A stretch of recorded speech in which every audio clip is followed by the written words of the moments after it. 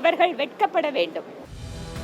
NEET தேர்வை ரத்து செய்வதற்கு எங்களிடம் ரகசியம் இருக்கிறது என்று சொல்லி தமிழக மக்களை திராவிட முன்னேற்றக் கழகம் ஏமாற்றியுள்ளதாக பாஜக சட்டமன்ற உறுப்பினர் வானதி சீனிவாசன் குற்றம் சாட்டியுள்ளார். இது தொடர்பாக சட்டப்பேரவை வளாகத்தில் செய்தியாளர்களிடம் பேசிய அவர், நீட் தேர்வு விவகாரத்தில் மக்களை ஏமாற்றி அரசியல் செய்வதற்கு திமுக ஆட்சியாளர்கள் வெட்கப்பட வேண்டும் என்றார்.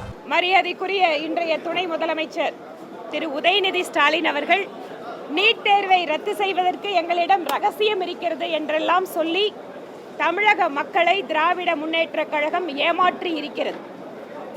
வெகு தெளிவாக தெரியும். அகில இந்திய அளவிலே நீட் தேர்வை அமல்படுத்துவதற்கான உத்தரவை உச்சநீதிமன்றம் பிறப்பித்தது.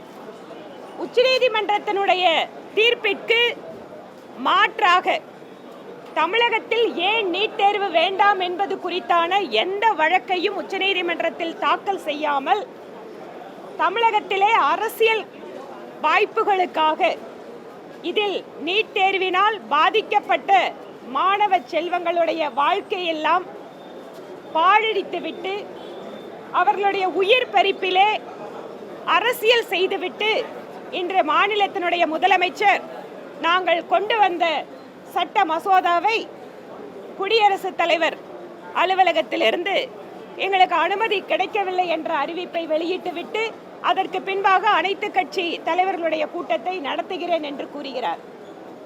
இத்தனை வருட காலம் நீட் தேர்வுக்கு எதிராக ஒரு மிகப்பெரிய ஏமாற்று அரசியலை திராவிட முன்னேற்றக் கழகம் மேற்கொண்டு இருக்கிறது என்பதற்கு இது ஒரு சிறந்த உதாரணம்.